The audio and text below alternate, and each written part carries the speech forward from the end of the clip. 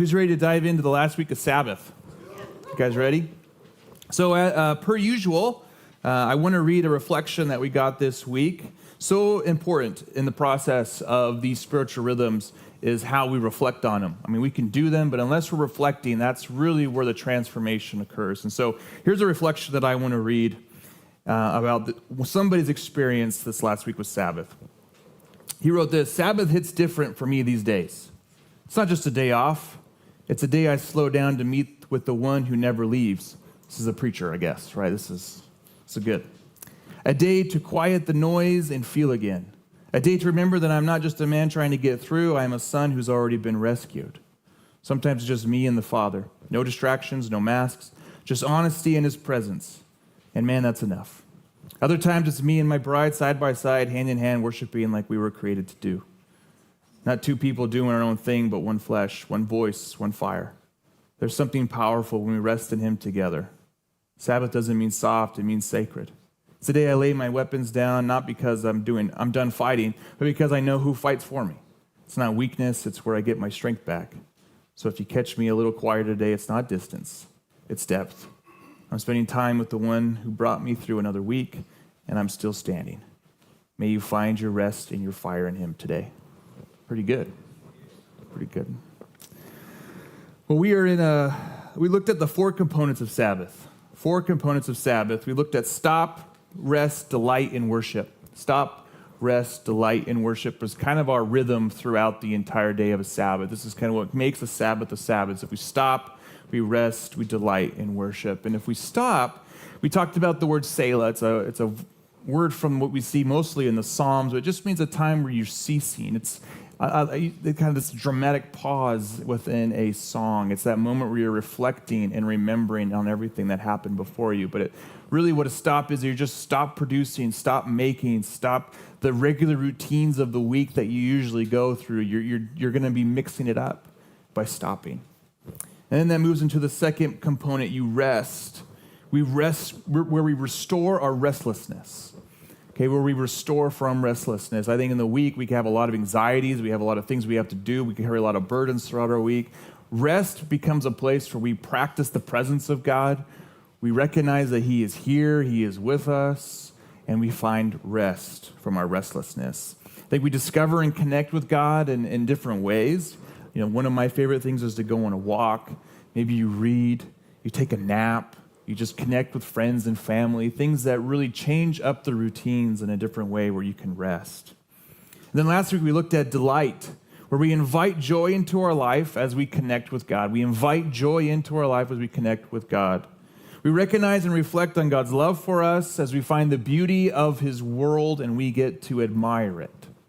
What do we do in our Sabbath days? How do you sit and admire and be astonished by the love of God in your life? We delight in that. We find joy in being able to worship God. And that leads into kind of the natural fourth component, which is worship. I don't know many people who are delighting and enjoying God who don't just have this natural posture that leads us into the final group here of worship. We enter a time of worship. And worship is really what separates a Sabbath day from just a regular day off, in my opinion.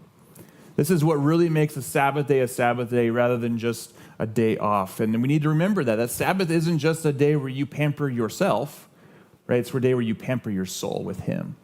It's really a day about God rather than a day where you just kind of get a day off. And I think a lot of times when we do Sabbath, we do more of a Sabbish, where we're kind of like maybe for a few minutes, I kind of take a few minutes with God, right? It's kind of the Sabbish model. We really need a Sabbath where it's this focused day of worship, a focused day of delight, a focused day of rest and stop. Don't cut yourself short by just doing these things in short periods of time. Maybe that's how you start, but I think the goal is that you get to a place where you can take an entire day of being able to Sabbath.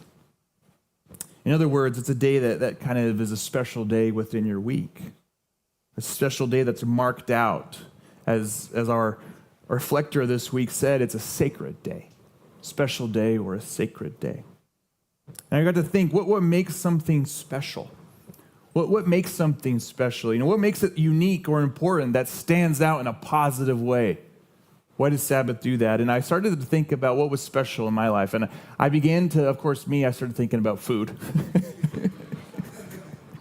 And I started thinking about one of my family's favorite traditions. On Christmas morning, every year, my wife makes Nani's plater. Nani is Amy's grandmother, and she has this recipe that's been passed down through different generations, and it's plater. Anybody who's had plater in here before? They're like little Swedish pancakes, little crepes. Oh my goodness, I can't believe I lived life for so many years without these things, right? Shout out to Nani, who's probably watching this from California right now. And so every year, every Christmas morning, though, she makes Nani's plater. And Amy guards this like no other. Like, if you're lucky, you might be able to get this on your birthday. Like, we do not eat plater outside of anything but Christmas morning. It is a special thing that Amy guards and keeps.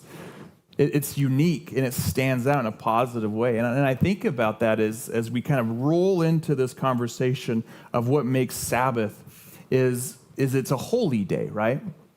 If I was to explain to an ancient Israelite Nani's plater, they go, oh, it's kadosh. It's kadosh. It's holy. Which sounds kind of funny using it in that kind of religious context, but that's exactly how they would have thought about that. Oh, it's set apart. It's unique. It's different. It's special. It's kadosh. In fact, that's where we get the word holiday from. We're in Labor Day holiday. If you look back, it's not hard to see. Old English, this just means holy day. It's a holy day. It's a day that was marked out. It's special and unique. And that's really this is important as we think about the idea of Sabbath. Is it a day during the week that we mark out as special, that we're like, oh, we do not do these things, or we do these things on this particular day. We keep and we guard that day as holy. We are taught in Exodus 20, verse 8, that says, remember the Sabbath day. Remember it. Remember the Sabbath day by keeping it holy. You remember it by guarding and keeping it kadosh, special, unique. Sabbath is really a special day that we take out of our week, where we position ourselves into the posture of worship. Yes, we stop. Yes, we rest. Yes, we delight. But that fourth component is so important in the sense that we take all of that to a place of worship. We worship the Creator God, the Lord of the universe, our Lord and Savior, Jesus Christ. And so often I think we fall into the complacency of routine, don't we? I mean, I do this all the time. Coming to church just becomes the routine, right? You kind of do your thing, you come in, it's just part of your week. And I think so often we just kind of minimize this. What we're doing here is truly special. Not because of anything that we're doing event-wise or program-wise, right? It's unique and special because it's a bunch of people who are set apart and special in God's eyes, the holy people of God, who then come together within community, and we read and we study this special book called the Bible. This revelation of who God is and his character that he's passed down through thousands of generations into us. It's truly a special moment if you think about it. I really fight in my own life the temptation to just kind of get into the routine, going to church kind of mentality. And I've been doing this my entire life. My joke is that I was saved in the womb. My mom and dad, my dad was a pastor for 50 years. I didn't know anywhere else to go on a Sunday, to be honest with you. I thought that's just what everybody did. It's just so easy to get into the routine of church. And at the other side, it's really easy to cut out the things of God, isn't it? I think a lot of times what helps us spiritually are just these kind of soft whispers that we get from God. The idea of stopping and resting. But how many of us are like, I can rest next week. Do I really need church today? There's a really good game on this morning. There's so many other things that are so much louder. So we can really fall into this place of routine, but we can also cut out the things of God very, very quickly. I think what we're doing here on Sunday, it points to all of this in the sense of how we come together and worship. Coming together in community. And I never like that saying, leave your baggage at the door. No, bring it in. We want it. Bring your baggage into the church. Right? I didn't leave my baggage at the door. I don't know anybody who could physically do that. Do you? Or you can just turn it on and off like that? come in with your baggage, come in with your history, come in with your sorrow, come in with your weariness, come in with your burdens. And this is where Jesus says he will give you rest. And I think this is a big part of worship, is entering into these moments within the community of people on a special day every week and be reminded who God is. We reflect and we remember on who he is. We learn new things. We worship him. We sing. We teach. We worship in fellowship. All of these things as we lift our eyes towards God. And that's truly what he desires, to give us rest in this. In fact, every aspect of what we do here on a Sunday is crafted to be worship. Whether you walk into the doors and Sheila greets you with a hug, like that's worship, baby. Like how many people sometimes you just need to come in and go, I just need someone to talk to. That's worship. When you get prayer, when you need prayer, that's worship. When you're singing, that's worship. When you're listening to a teaching, that's worship. When you're wrestling with conviction, that's worship. So much of what we do here is centered around that. I can't think of a single thing that we don't do within community that can't be classified that way. And that really goes into the idea of Old Testament worship in my mind.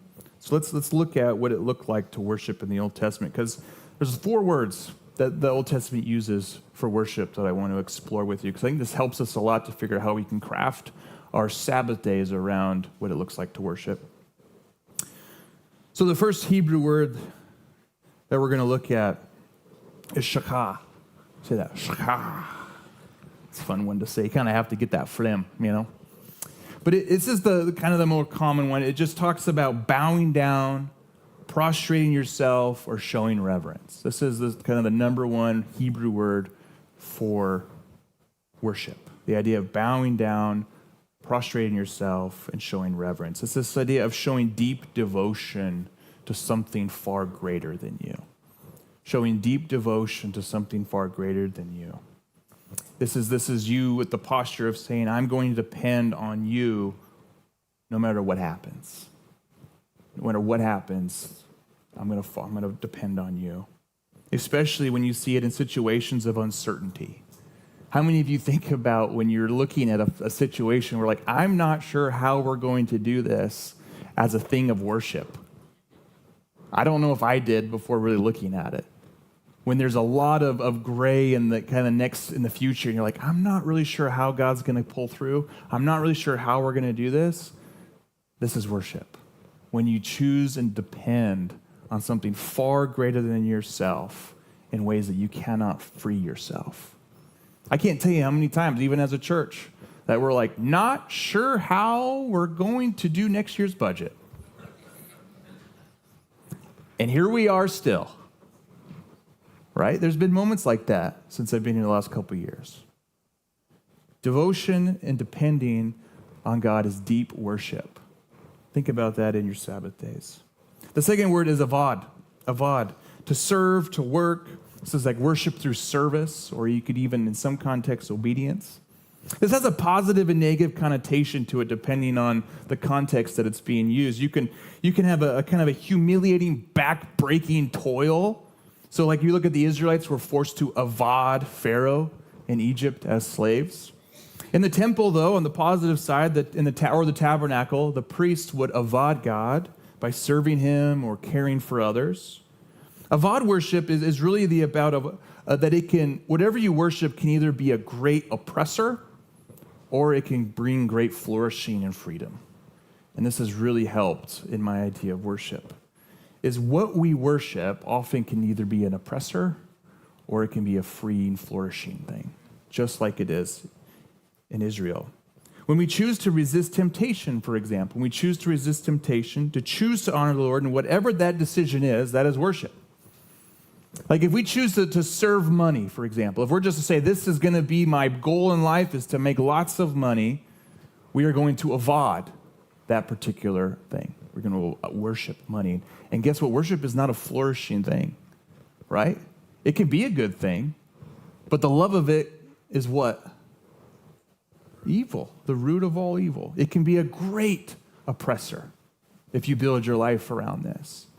But if you use the money that you've been given, for example, and you say, I'm going to worship God with this particular resource that he has given me, it can bring great freedom and great flourishing, can it? So how we worship on birth, basically, a lot of times it's the resources we've been given, whether it be time, talent, treasure, whatever it is, can either be used for oppression or it can be used for flourishing. And how the Hebrews would think about this is all in the context of worship. You worship this, consequences are this. If you worship God, the consequences are this. This is an important part of worship. How do we worship in the sense of what do we serve? What are we serving in our worship? Avad. The next one is yara. Yara, it's the worship through awe and reverence. The worship through awe and reverence. And again, like avad, yara has a kind of a positive and negative connotation with it. It can mean fearful or afraid, especially when there's kind of this unknown circumstances and you're like, oh, I don't know what's going to happen. Or in the case of Israelites, usually this massive army that's walking toward them and they're like, oh no. That's usually the sense of yara. What might happen so easily can cripple our minds, isn't it? Boy, how much anxiety is this the unknown to us, right? Boy, that's a deep one. I think everyone in here can go, oh my gosh, yes. Like the idea of not being able to control the future or not knowing what the future looks like is a scary place. You see a pattern here within these? There's a lot of like worshiping uncertainty, isn't there? But it's crippling when we might not be able to see what happens. And this would be an idea of yara, this idea of the negative side of it. On the positive side, though, when it's referring to God, it means deep respect and admiration towards God. Deep respect or admiration towards God. So in the negative sense, it's the sense of a fear of the unknown. In the positive sense of God, it's this idea of awe and aspiring idea of God. It's when you get to see maybe a beautiful sunset, like this one. When you just look, this is actually a picture taken from somebody in our church. Non-filtered, right? But it's sitting and looking at a beautiful sunset and going, wow. It's like God really was painting well today, wasn't he? This is the idea of yara. It's this idea of awe and astonishing at the wonder and beauty of God. This is a big part of worship. Where you can look at the fear and the cripplingness of tomorrow and uncertainty of tomorrow, or you can sit at a sunset and go, wow, I think I'm going to be okay. I think it's going to be okay. I don't know what tomorrow looks like, but looking at this, our God is bigger than I could ever imagine. That is worship. My heart for this church is that it becomes a community where it's not just awe and wonder at a particular program, a particular event, a particular person. It's really more about a group of people that recognize the awe and wonder of God. A deep love for God and his beauty, and live that out every day. That is my hope. This is the whole point of Sabbath. It's not to get you to do something. It's to get you to experience something. Experience the beauty and awe of God out of a place of joy and delight, that we can just get a glimpse of what it looks like to be in his presence. Like looking at a sunset far away where that light just kind of cracks over the horizon. You're like, yo, that's it. I saw it. I saw it. And then the last one, I think, is the one that we think about the most, Zamar. It says worship through music to praise. How many of you are thankful for worship music? Oh my gosh. I could never do it. I couldn't do it. I'm so thankful for what people do within music. I think this is what we often most think of worship. When we think of worship, we think of singing and praising and those types of things. It's really important. It's a big part of proclaiming, where we can just get in, especially within a community. I like singing in a community because nobody can hear me, right? Who's with me, right? Yeah. And it's being able just to let go, just to be able to go, oh, our God is mighty. Oh, our God is good. Oh, he's wonderful. Oh, he's amazing. Oh, he's astounding. That is a good place to be. Worship is so much more encompassing than we might recognize in our life, isn't it? Just with these 4 ideas of how in Hebrew is thinking about the ideas of worship, it is very dynamic. It has a lot of facets to it that we can think about within how we worship on a Sabbath day. And whether we recognize it or not, we all worship something every day, and maybe that's something you do know. But here's a quote that I've shared before, but I always think it's good when we're talking about this concept of worship. This is by a David Foster Wallace. He says, in the day-to-day trenches of adult life, there's actually no such thing as atheism. There's no such thing as not worshiping. Everybody worships. The only choice we get is what to worship. And the compelling reason for maybe choosing some sort of God or spiritual type of thing to worship is that pretty much anything else you worship will eat you alive. If you worship money and things, if they are where you tap to real life meaning, then you will never have enough, never feel you have enough. Worship your own body and beauty and sexual allure, and you will always feel ugly. And when time and age starts showing, you will die a million deaths before they finally plant you. Worship power, you will feel weak and afraid, and you will need more power over others to keep the fear at bay. Worship your intellect, being seen as smart, you will end up feeling stupid, a fraud, always on the verge of being found out, and so on. I think he's right. I think everybody worships something, and what we worship can either eat us alive or it can bring great freedom and flourishing. I've seen this in my life, and I know if you really reflect on it, you probably have in your life. In fact, there's probably things right now that you're like, it's eating me alive right now. And this is the time to change. I think the Bible teaches us that what we worship carries with it consequences. I mean, the entire story of the book is literally that. What we desire and what we worship carries with it consequences. So in that context, Sabbath is a holy day. Brings about a holy day, a sacred day, a special day, where these consequences, within these consequences, we find ourselves redirected, reminded to observe a special day, a special time of embracing a loving God and reorient our lives around him. This is why this has been so fruitful in my life, is because you're going to have weeks that are brutal. You're going to have weeks where you feel like I have given in to every temptation known to man. You're going to have weeks where you just struggle, but then you always have this day on the horizon. It's like, oh, the Sabbath day. If I can get to that day, I can be reminded, where I take this intentionality to embrace and remember who God is, to go on walks and just confess, to get with friends and family and talk about gratefulness, whatever that might be. It is such a special time. It's such a special tool to utilize in our life to set it up. I'll say, this is holy, and I want to implement it. You know, as a kid, I got lost in a mall one time. You guys remember malls? Man. But I was a young kid, and it was in the food court, and I remember my dad sent me to the arcade, and I got so turned around and lost that I remember, I'll never forget that sheer moment of panic. Right, I must have been about Micah's age, 5 or 6 years old. And I still, to this day, remember the visceral reaction of being like, I'm lost. It's a terrible feeling, isn't it? And I remember wandering around, and I just remember I bumped into this really nice lady. And she could tell I was lost. I probably was crying, and I was like kind of scared. And she's like, are you lost, little guy? And talked to me. And then she helped me find my parents. And I can remember years later telling my parents this, my dad in particular, and I said, Dad, you remember that time I got lost in the mall? He's like, oh yeah, I remember you getting lost in the mall. And I was like, that was scary. That was scary. And he's like, yeah, but I never lost sight of you. And I was like, what? He's like, oh yeah, like you felt lost, but I never lost sight of you. And this to me is what a Sabbath day is. In the weeks we get so turned around, we can feel so incredibly lost. It's scary. It's visceral in how we feel about life. But when we get into the Sabbath day, it's like God's looking at us and be like, you may have felt lost, but I never lost you. I never took my eyes off of you. You may have been wandering around like you didn't know what was going on, but I knew what was happening. And that has been such a comforting thing to me in my life. And I'm always reminded of that, especially in the moments of uncertainty and fear, of unknown things. When the temptation is to try to bring it back upon yourself. To remember and to observe a time where you're like, oh, I was lost, but now I'm found. You never took your eyes off of me.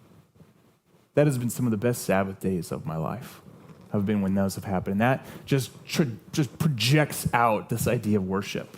Because you're like, oh yes, I was lost, but now I'm found. I was confused, but now I know truth.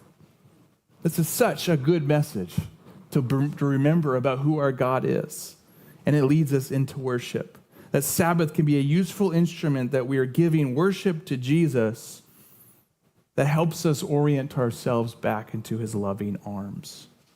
So important. So here's some advice, my advice on how to worship on a Sabbath day. Here's some of my advice on how to worship with a Sabbath day. Now, I think the biggest thing with Sabbath, and especially with worship on Sabbath, we have to think of one thing to resist, that worship is not a transaction. Okay, this is what religion does. All right, we think, well, if I do a Sabbath, then maybe God will make some of these things happen, right? Or maybe if I just worship the right way, I say the right things, then God will just make things happen for me. You will be extremely disappointed if that's your relationship with God. In fact, I've been living in Isaiah 58 for like a month, and it's about time I share it with you because it's wrecking me. And this is a heavy one, all right? It's Isaiah, so it's not going to be light. But I want to read the verses 2 through 12. Well, let's just go through 1 through 12 on this. Just follow along as you listen to this, okay? And think about it in the context of worship. Isaiah says, "Shout it aloud, do not hold back. Raise your voice like a trumpet. Declare to my people their rebellion and to the descendants of Jacob their sins." And you're like, whoa. What kind of worship is this, right? And look what he says. "For day after day they seek me out. They seem eager to know my ways, as if they were a nation that does what is right and has not forsaken the commands of its God. They ask me for just decisions and seem eager for God to come near them. Why? We have fasted," they say. "And you have not seen it, God? We fasted. Why have we humbled ourselves and you have not noticed, God? Yet on the day of your fasting, you do as you please and exploit all your workers. Your fasting ends in quarreling and strife, and in striking each other with wicked fists. You cannot fast as you do today and expect your voice to be heard on high. In this, the kind of fast I have chosen, only a day for people to humble themselves. Is it only for bowing one's head like a reed, and it's for lying in sackcloth and ashes? Is that what you call a fast? A day acceptable to the Lord?" Now just change out fast with worship. This is what he's talking about, the heart of someone who is worshiping. And I've lost my place. Okay. "Is not this the kind of fasting I have chosen, to loose the chains of injustice and untie the cords of the yoke, to set the oppressed free and break every yoke? Is it not to share your food with the hungry and to provide the poor wanderer with shelter? When you see the naked, to clothe them and not to turn away from your own flesh and blood? Then your light will break forth like a dawn, and your healing will quickly appear. Then your righteousness will go before you, and the glory of the Lord will be your rear guard. Then you will call, and the Lord will answer. You will cry for help, and he will say, 'Here am I.' If you do away with the yoke of oppression, with the pointing finger and malicious talk, and if you spend yourselves on behalf of the hungry and satisfy the needs of the oppressed, then your light will rise in the darkness, and your night will become like the noonday. The Lord will guide you always. He will satisfy your needs in a sun-scorched land and will strengthen your frame. You will be like a well-watered garden, like a spring whose waters never fail. Your people will rebuild the ancient ruins and will raise up the age-old foundations. You will be called the repairer of broken walls, restorer of streets with dwellings, if you keep your feet from breaking the Sabbath and from doing as you please on my holy day, if you call the Sabbath a delight and the Lord's holy day honorable, and if you honor it by not going your own way and not doing as you please, speaking idle words, then you will find your joy in the Lord, and I will cause you to ride in triumph on the heights of the land and to feast on the inheritance of your father Jacob, for the mouth of the Lord has spoken." I went a little further, but you can see why that's been a wreck on me for a good month. Then when we think about worship, we think about the day of fasting, the Sabbath, which is a form of worship in Israel. Yet their worship was empty, wasn't it? They earnestly were seeking God. God, we were seeking you, but they were missing him completely. They sought after him day after day. They seemed eager to know God's ways, to do what is right. They were loyal to God's commands. They were doing the things, but it was a facade of transaction. That's just something we have to guard ourselves against, the facade of transaction. When we think about God, have you noticed me? Look at the stuff I'm doing. I Sabbath today, God. Did you notice? It was a people going through the motions is what they would say. I remember in coaches in high school, especially football coaches in high school, would always say, stop going through the motions. Like, do it as if you're actually meaning to it, right? And so often we can do that, waiting on God's part in the transaction. Like, all right, I did my part, God. You do yours, right? That while they did the religious acts, they missed God's heart completely. They did the things, but they didn't keep worship holy. They didn't keep worship holy. They fought with each other. They exploited workers. They ignored the chains of injustice in their communities. They upheld the oppressed. They ignored the hungry and the naked. And he says, you don't know me. Let's not forget what Jesus says using the same exact language. Jesus says, using the exact same language of Isaiah 58, he's like, depart from me. You don't know me. You do things for me, but I don't know you. This is the gravity of worship, is that you can live a life and do all the right things and still not know who Jesus is. Worship is what really solidifies us into a place of we get to know God, and he gets to, more importantly, know who we are. That I know, and I'm confident, and I know this. I can stand before Jesus one day, and he's going to know my name. Can you do the same? Can you stand before a God one day and go, I know he knows me because he's known me all of my life? This is what that time of worship truly can do for us. And I want this. I want this for every human being that exists on this planet to experience this, to know this. That the Lord does not want hollow worship where you say the right things in ways to just appease him. We're going to talk a lot about that in our fall series, where we just don't appease him with these things. He desires worship that aligns to his heart, his character, and his life. He doesn't care about how much scripture you read. You can recite all day. Compared to the Pharisees, we're the most irreligious people ever. If you exploit your employees, it doesn't matter how much scripture you read. If you can he's not impressed with how many hours you spend in prayer. If you ignore the most desperate in your communities. Sometimes worshiping on a Sabbath day is going and helping the oppressed. Sometimes worshiping on Sabbath day is feeding the hungry and making sure the people who work for you are rested too. Worship God on the Sabbath like Isaiah 58. Some things you can do. Volunteer to help a neighbor or maybe a local organization. You know, Sabbath, again, I think we've been talking a lot about how nice it is to rest and relax, but there's also a part of Sabbath that can say, what are we going to be worshiping in the sense of how we're helping people? Invite someone who you wouldn't normally invite to have dinner with. Maybe someone who's completely different background than you. Invite them to dinner. Maybe invite them to church. If you're an employer, give some extra time for your employees to rest. Enjoy that time with them. Spoil your spouse and give them extra time. Feel loved, cherished, and valued. If you don't have a spouse, spoil a friend, family member. Do something for them that would just shock them. Babysitting is a big deal. Hint, hint. No, just kidding.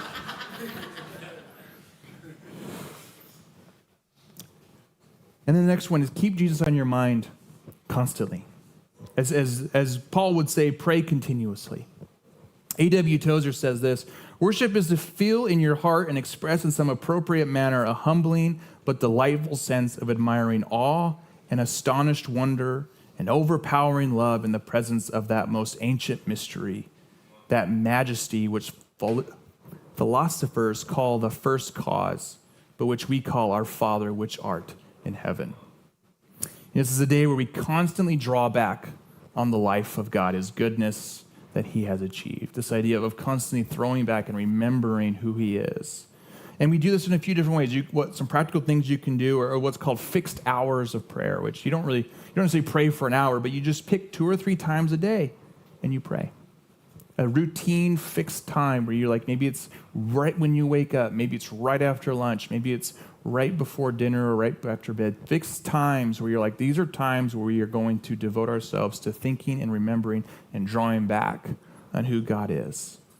Maybe it's while you go on walks, while you're playing with your kids or just playing with friends, you silently and consciously fix your mind on Jesus.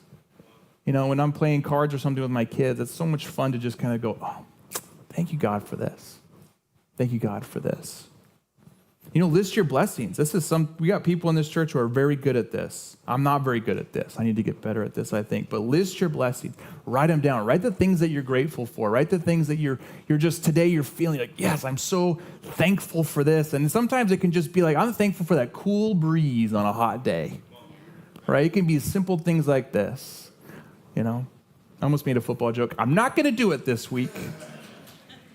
Okay? And I dare you not to worship God when you're doing this. I dare you not. When you start writing down your blessings, when you start thanking God for what you're grateful for, you just automatically start going into worship. It's just a natural progression. Worship is as easy as enjoying just being open to his presence at all times. Like a constant companion who's just walking with you every day of every moment. He's there. I'll end with this. Sabbath isn't about just a day. It's about a life. It's not just about a day, it's about a life that is being transformed by God. Sabbath is just a part of this. Sabbath is just a part of this. The end goal that I walk away with today is not, well, I just gotta do something now, right? Please don't do it that way. This is about training your soul, your mind, your body to seek after God as a lifelong journey. This is what it's for. It's about spiritual formation and transformation. It teaches us to live a life of worship every day in all of your life, because once you taste some of that on a Sabbath day, you go, I think I'm going to do that again tomorrow. I think I want to see that at work. I think I want to see that at church. I think I want to see that in my family. It begins to grow something that truly is beautiful. And we need rest. You know, if we're ever going to be a force for tov in this world, one of our favorite words at this church is tov, goodness, right? If we're ever going to be that type of force for goodness or tov in this world, if you think about the number one way the devil will stop that is he will get you busy, he will get you tired, and he will get you distracted. Everything a Sabbath really confronts are those 3 things. If he can keep you busy, tired, and distracted, we're not going to be forces of good. We cannot. If we're worshiping the wrong things, tov will not seep into this church. These are things that I think the Sabbath can be really helpful for, as it helps break us free from these things as we go about our weeks, and we are reminded again of why we do what we do. Stopping, resting, delighting, and worshiping. It's vital to our souls. And what we learn and how we learn to do that is really in our own walks. You have to take your time and you have to learn how to Sabbath with Jesus in a way that refreshes your souls, because he's there. The power is there. You just got to find your way to do it.